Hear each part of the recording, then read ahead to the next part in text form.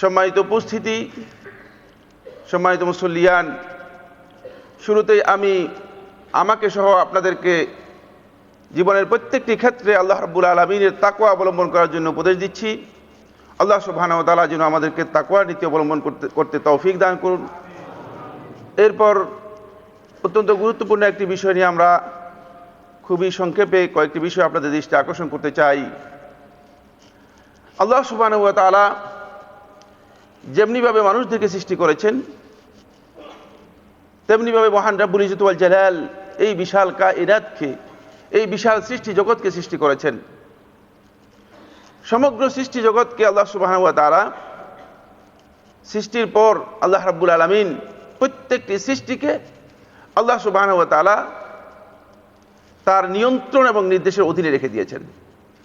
কিন্তু আল্লাহ সুবহানাহু ওয়া তাআলা মানুষ এবং জিনদেরকে সৃষ্টি করে আল্লাহ রাব্বুল আলামিন তাদেরকে আল্লাহ রাব্বুল আলামিনের নির্দেশের অধীনস্থ করেছেন, কিন্তু নিয়ন্ত্রণ আল্লাহ রাব্বুল আলামিন তাদের উপরে সরাসরি তাদেরকে নিয়ন্ত্রণ করেননি, তাদেরকে দায়িত্ব দিয়েছেন।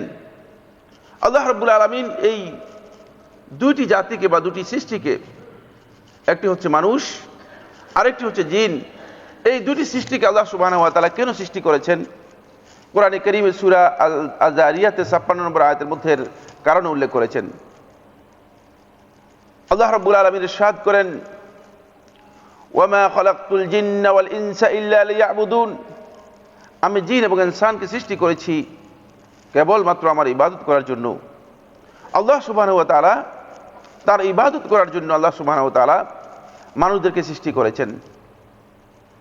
এবং এই ইবাদতের অর্থ কি সে বিষয় সম্পর্কে আব্দুল্লাহ ইবনে আব্বাস রাদিয়াল্লাহু তাআলা আনহু তাফসীরের মধ্যে বলেন, লিয়াবুদুন এর অর্থ হচ্ছে লিওয়াহিদুন, যাতে করে তারা তাওহীদকে নিজেদের জীবনে বাস্তবায়ন করতে পারে, আল্লাহ রাব্বুল আলামিনের একত্ববাদকে সত্যিকারভাবে নিজেদের জীবনে বাস্তবায়ন করতে পারে। কিন্তু আমরা দেখতে পাচ্ছি এই যে গোটা বিশাল এই সৃষ্টি জগৎ, এদিকে তাকালে আমরা দেখতে পাবো সমস্ত সৃষ্টি জগৎই মূলত আজকে দৌড়াচ্ছে, আজকে চলছে, দৌড়াচ্ছে, তারা সামনের দিকে যাচ্ছে। মানুষ দৌড়াচ্ছে শবে সাদেক হওয়ার পর থেকে আরম্ভ করে ঠিক রাত্রে বিছনায় ফিরা পর্যন্ত নিজেদের জীবন জীবিকার জন্য, নিজেদের জীবনের বিভিন্ন আয়োজনের জন্য, নিজেদের স্ত্রী পরিবার পরিচালনার জন্য বিভিন্নভাবে চেষ্টা করে যাচ্ছে আর দৌড়াচ্ছে। এই বিশাল পৃথিবী তার সুনির্ধারিত কক্ষপথে ভাসমান অবস্থায় আছে। এই সূর্য তার কক্ষপথে চলছে, চাঁদ তার কক্ষপথে চলছে, অন্যান্য যে সৃষ্টি প্রাণী জগৎ রয়েছে সেগুলো মূলত তাদের জীবন নির্বাহ করার জন্য দৌড়াচ্ছে। কিন্তু এই যে দৌড়াচ্ছে গোটা সৃষ্টি জগৎ, তাদের যে দৌড়ানোর বিষয়টি শুধুমাত্র জীবন জীবিকার জন্য আল্লাহ সুবহানাহু ওয়া তাআলা তাদেরকে মূলত জীবন ধারণ করার জন্য আল্লাহ রাব্বুল আলামিন তাদেরকে সুযোগ করে দিয়েছেন। তাই এতটুকুই তাদের জন্য যথেষ্ট, জীবন ধারণ করাই তাদের জন্য যথেষ্ট। কিন্তু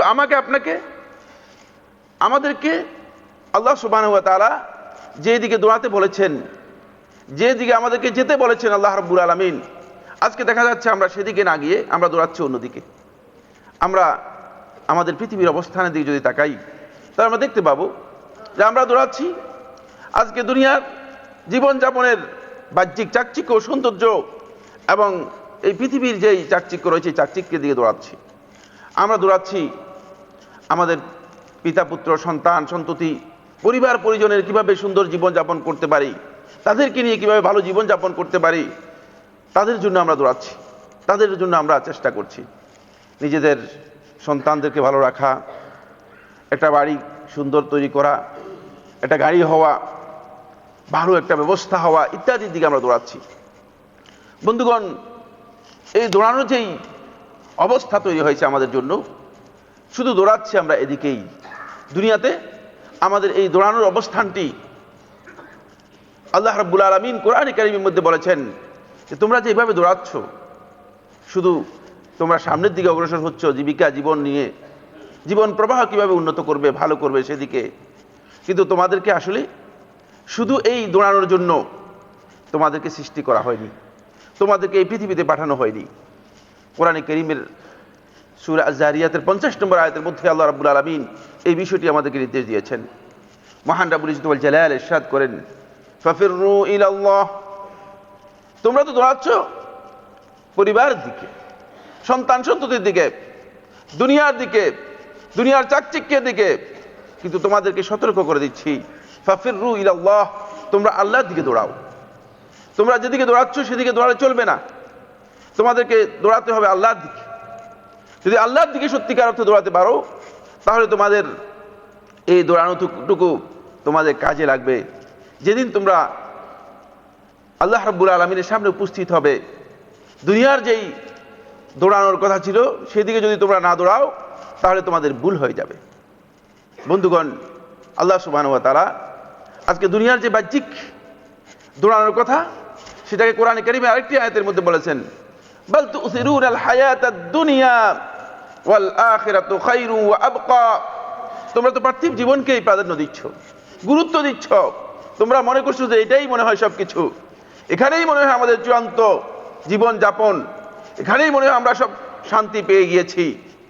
ওয়াল আখিরাতু খায়রুন ওয়া আবকা, কিন্তু তোমাদের জানতে হবে, একটি বিষয় তোমাদের কনফার্ম হতে হবে, সেটি হচ্ছে ওয়াল আখিরাতু খায়রুন ওয়া আবকা, আর আখিরাতই হচ্ছে শুধু তোমাদের জন্য কল্যাণকর, তোমাদের জন্য প্রকৃত শান্তির স্থান, ও আবকা, এবং চিরস্থায়ী তোমাদের জন্য। তোমরা এটা বুঝতে হবে। দুনিয়ার জীবনকে যেভাবে আমরা প্রাধান্য দিচ্ছি, যেভাবে দুনিয়ার জীবনের জন্য আমরা দৌড়াচ্ছি, এই দৌড়ানো মূলত আল্লাহ সুবহানাহু ওয়া তাআলা আমাদেরকে দৌড়াতে বলেননি। আজকে যারা এই দুনিয়ার জীবনে, পার্থিব জীবনে নিজেদের সন্তান সন্ততির জন্য, নিজেদের স্ত্রী পরিজনের জন্য যেভাবে দৌড়াচ্ছে, দেখা যায় এক বন্ধু হারাম কাজে লিপ্ত হচ্ছেন। হ্যাঁ, সন্তানদের জন্য, সন্তানদের একটু ভালো ব্যবস্থা না হলে কিভাবে সম্ভব? একটা ভালো বাড়ি যদি না হয় তাহলে কিভাবে সম্ভব? একটি সুন্দর ব্যবস্থা যদি না হয় কিভাবে সম্ভব? সুদী কাজ কারবারে লিপ্ত হচ্ছেন, মিথ্যাচারে লিপ্ত হচ্ছেন, হারাম কাজে লিপ্ত হচ্ছেন, নিজের অন্য ভাইয়ের সম্পদ অন্যায়ভাবে লুণ্ঠন করার জন্য, অন্যায়ভাবে দখল করার জন্য লিপ্ত হচ্ছেন। প্রত্যেকটি কাজে যে লিপ্ত হচ্ছেন, উদ্দেশ্য হচ্ছে যে তিনি বাহ্যিক জীবনে যে শান্তি রয়েছে, বাহ্যিক জীবনের যে চাকচিক্য রয়েছে, সেই চাকচিক্য লাভ করার জন্য তিনি চেষ্টা করে যাচ্ছেন। এদিকে দৌড়ানোর কথা ছিল না, কিন্তু দুনিয়াতে যারা এদিকে দৌড়াবে, আমার বন্ধুগণ, আল্লাহ সুবহানাহু ওয়া তাআলা বলছেন, আল্লাহ রাব্বুল আলামিনের কাছে যখন আখিরাতে আমরা উত্থিত হব, একদিন আমাদেরকে অবশ্যই আল্লাহ রাব্বুল আলামিনের কাছে উপস্থিত হতে হবে। কারণ এটা আমরা নিশ্চয়ই জানি যে আল্লাহ রাব্বুল আলামিনের কাছে যখন আমরা আখিরাতে উত্থিত হব, উঠব, তখন আমরা আর যাদের জন্য আজকে দৌড়ালাম, যে স্ত্রীর জন্য আজকে মিথ্যা কথা বললাম, যে সন্তানের জন্য আজকে আমরা অন্যের সম্পদ অন্যায়ভাবে ভক্ষণ করলাম, যেই পিতার জন্য আপনি অবৈধভাবে সুদী কারবারে লিপ্ত হলেন, যে পিতা আপনার কাছে সম্পদ চায়, তার সুন্দর একটা ব্যবস্থা করা দরকার। বন্ধুগণ, আল্লাহ রাব্বুল আলামিন সেই বিষয়ে আমাদেরকে বলে দিয়েছেন। কিয়ামতের ময়দানে যখন আমরা আল্লাহ রাব্বুল আলামিনের কাছে উত্থিত হব, মাহশারে যখন উপস্থিত হব, হাশরের ময়দানে, তখন অবস্থা কি হবে? আল্লাহ তাআলা বলেন, ইয়াউমা ইয়াফিরুল মারউ মিন আখিহি, সেদিন একজন মানুষ তার ভাইয়ের কাছ থেকে পালাতে থাকবে, দৌড়াতে থাকবে। আজকে তো ভাইয়ের জন্য চেষ্টা করছেন, সেই ভাইয়ের জন্য মিথ্যায় লিপ্ত হচ্ছেন। দুনিয়ার জীবনে যে ব্যক্তি এই কাজটি করবে, আখিরাতে যখন তার ভাইকে দেখবে, তখন ভাইয়ের কাছ থেকে পালাবে। যদি কোনো কারণে এই ভাই আমার কিছু নিয়ে যায়, অথবা ভাই যদি আমাকে জাহান্নামের দিকে ঠেলে দেয়, অথবা ভাই যদি আমার কাছে কিছু চায়, ইয়াউমা ইয়াফিরুল মারউ মিন আখিহি, নিজের ভাইয়ের কাছ থেকে পালাবে। ইয়াউমা ইয়াফিরুল মারউ মিন আখিহি ওয়া উম্মিহি ওয়া আবিহি, মা এবং বাপের কাছ থেকে পালাবে। যে মায়ের এতই কাছে, এতই স্নেহ, এতই ভালোবাসা নিয়ে আপনি বড় হয়েছেন, জীবনযাপন করেছেন, কিন্তু ওই ভুল দৌড়ানোর কারণে, ভুল পথে চলার কারণে আজকে কিয়ামতের ময়দানে আপনি আমি ওই মায়ের কাছ থেকে পালাতে হবে। ইয়াফিরু, পালাবে, ভাগবে, দৌড়াবে, মিন আবিহি ওয়া উম্মিহি, মা থেকে, বাপের কাছে, বাপ থেকে। ইয়াউমা ইয়াফিরুল মারউ মিন আখিহি ওয়া উম্মিহি ওয়া আবিহি ওয়া সাহিবাতিহি ওয়া বানিহি। নিজের স্ত্রী সবচেয়ে কাছের মানুষ মনে করছি আমরা, যে স্ত্রীর জন্য সবকিছুই করতে পারছি।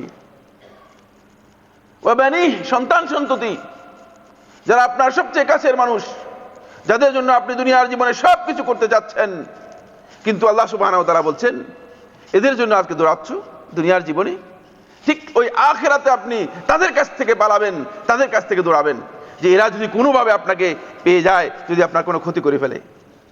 আমার বন্ধুগণ, এই কনসেপ্ট আমাদেরকে নিতে হবে। দুনিয়ার জীবনে যারা এর পিছনে দৌড়াচ্ছেন, আল্লাহ রাব্বুল আলামিনের নির্দেশকে লঙ্ঘন করে, আল্লাহ রাব্বুল আলামিন যেদিকে আমাদেরকে দৌড়াতে বলেছেন সেদিকে না দৌড়িয়ে যদি আমরা এদের পিছনে দৌড়াই, এদের জন্য আমরা সর্বচেষ্টা করে থাকি, সব কিছু, যত মেধা, চিন্তা, যত জ্ঞান, যত বুদ্ধি, যত সম্পদ, সবটাই শুধু তাদের জন্য যদি আমরা ব্যয় করে থাকি, তাহলে আখিরাতে তাদের কাছ থেকে আবার পালাতে হবে আমাদেরকে। সেটাই আল্লাহ সুবহানাহু ওয়া তাআলা বলেছেন। সেদিন কেউ কাউকে চান্স দেবে না। আপনি চাইবেন না আপনার ভাই আপনার সামনে এসে বলুক যে ভাই আমি বিপদে পড়ে গেছি, আমার কিছু অভাব আছে। সেখানে তো দিনার দিরহাম চলবে না।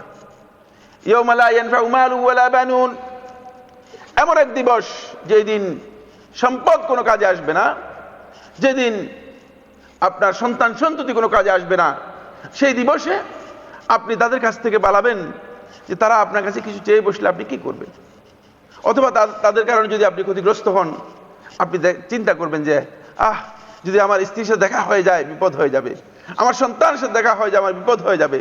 যেহেতু দুনিয়ার এই পার্থিব জীবনে আমরা তাদের পিছনে নিজেদের সব কিছু আমরা বিনিয়োগ করছি।